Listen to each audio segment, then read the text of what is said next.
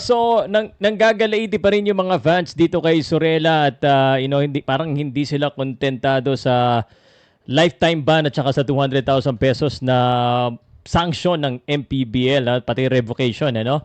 Pero ito po masasabi ko sa inyo no, posible talagang mademanda rin itong si Sorella dahil syempre talagang ang ginawa niya dito ay tinanggalan niya po ng trabaho si Tibayan. Paano ngayon bubuhayin ni Tibayan ang kanyang pamilya? Well, actually, pareho sila, no? At may mga nagtatanong sa akin kung pwede ba talaga ito. I think pwede, no? Pero kung ako, no? Kung ako si Sorella, ay mag-offer na ako ng apology po kay Tibayan, sa pamilya ni Tibayan, bago pa man magdemanda.